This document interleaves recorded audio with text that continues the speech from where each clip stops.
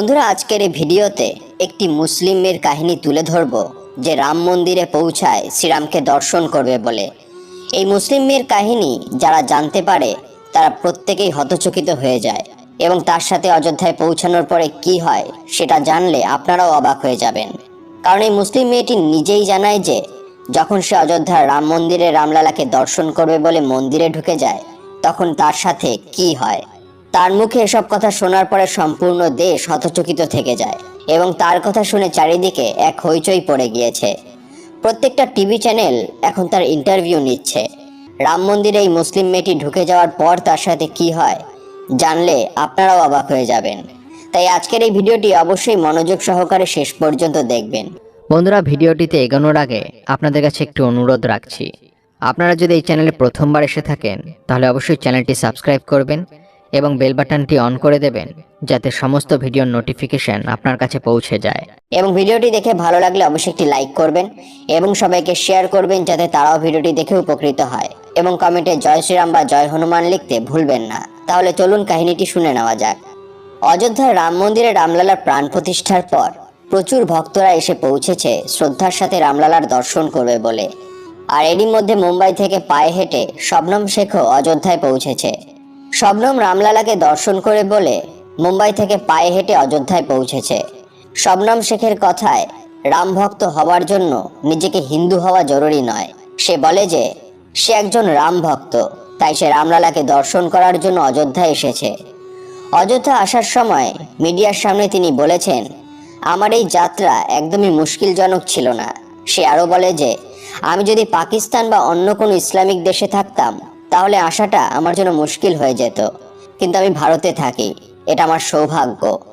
আমি মহারাষ্ট্র, মধ্যপ্রদেশ, উত্তরপ্রদেশ রাজ্য পার করে তারপর এখানে এসে পৌঁছেছি, এবং 3 রাজ্যেরই সরকার এবং পুলিশ আমাকে সুরক্ষা দেয় এবং আমাকে সাপোর্ট করে। শবনম শেখ বলেছেন, 41 দিন সংগ্রাম করে হেঁটে এসেছি রামলালাকে দর্শন করব বলে। আর রামলালাকে দর্শন করার আগে হনুমানগড়ি গেছিলাম হনুমানজিকে দর্শন করতে। সেখানে গিয়ে আমি হনুমানজিকে দর্শন করি। সেখানে আমি বড় বড় মহারাজদের সাথে দেখা করি এবং তাদের আশীর্বাদ নিই। তারপরে সেখান থেকে আমি এখানে এসে পৌঁছেছি। এখানে আসাটা এতটাও সহজ ছিল না আমার জন্য। রাস্তায় তো কোনো সমস্যার সম্মুখীন হইনি আমি, কিন্তু এখানে এসে পৌঁছে রামলালাকে দর্শন করাটাই তার জন্য অনেক বড় ব্যাপার।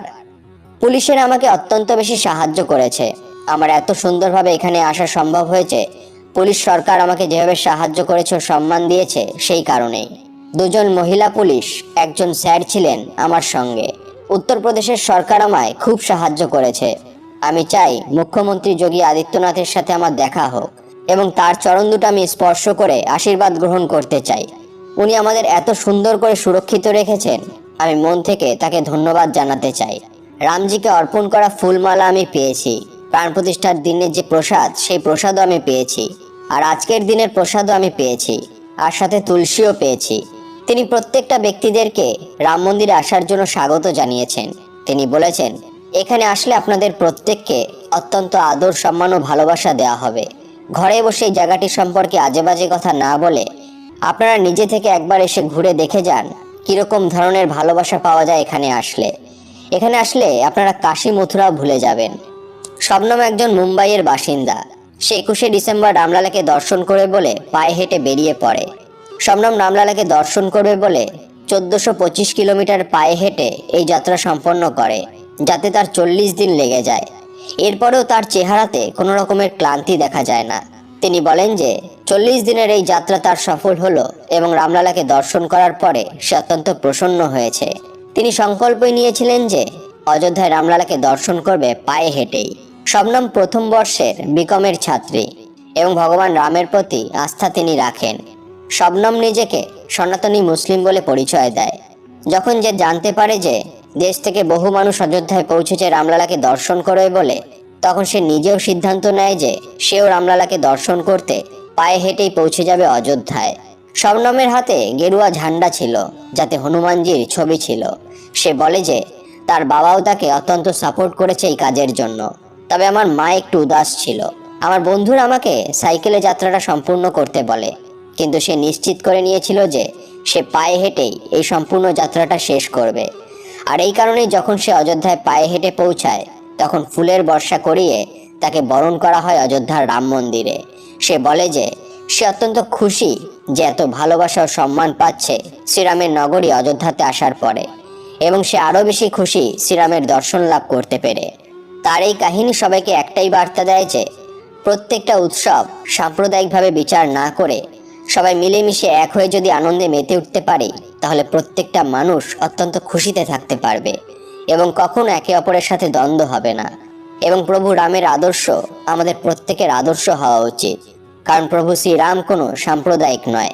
তার আদর্শই তাকে এত মহান করে তুলেছে, এবং তার আদর্শ যদি আমরা প্রতিটা মানুষ জীবনে মেনে চলতে পারি, তাহলে আমাদের জীবন সুখের হয়ে উঠবে। বন্ধুরা, আশা করি আজকের এই ভিডিওটি আপনাদের অত্যন্ত ভালো লেগেছে। এবার চলুন কিছু অনুপ্রেরণামূলক উক্তি শুনে নেওয়া যাক। সবসময় মনে রাখবে যে জীবন খুশিময় হয় না, তাকে খুশিময় করে তুলতে হয়। যদি ঈশ্বর তোমার থেকে সেটা কেড়ে নেয় যেটা হারিয়ে ফেলার কথা তুমি কখনো কল্পনাও করতে পারতে না, তাহলে অবশ্যই ভগবান এমন কিছুও দেবে যেটা পাওয়ার কথা তুমি কখনো ভাবোনি। যখন চিন্তা ভাবনার মধ্যেও অসুখ দেখা দেয়, তখন মানুষ পুরো হুঁশে থেকেও বেহুশই থাকে। প্রত্যেককেই ভালো মনে করা ছেড়ে দাও, কারণ ভিতর থেকে মানুষ সেরকম হয় না যেরকমটা উপর থেকে দেখতে লাগে। এটা হলো কলিযুগ। এখানে লোকজন নিজের দুশ্চিন্তার জন্য কম, অন্যদের খুশির জন্য বেশি দুঃখ হয়।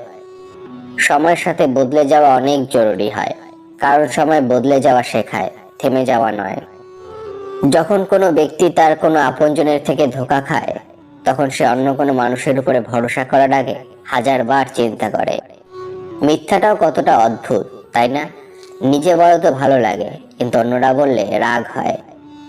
জীবনে কঠিন পরিস্থিতি আসলে উদাস হয়ে যেও না, কারণ কঠিন চরিত্র সবসময় ভালো অভিনেতাকেই দেওয়া হয়।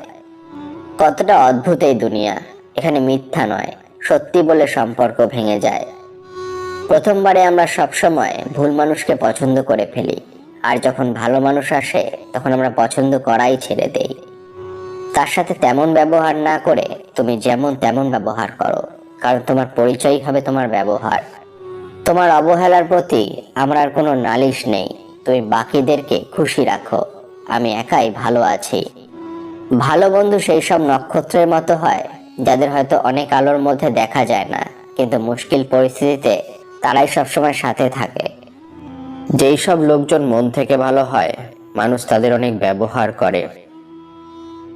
মিথ্যা মানুষের উঁচু আওয়াজ সত্যি মানুষকে চুপ করিয়ে দেয়, কিন্তু সত্যি মানুষের মৌনতা একজন মিথ্যা ব্যক্তির শিকড় আলগা করে দেয়। বন্ধুরা, ভিডিওটি দেখে যদি ভালো লাগে তাহলে অবশ্যই একটি লাইক করবেন এবং সবাইকে শেয়ার করবেন, যাতে তারাও ভিডিওটি দেখে উপকৃত হয়।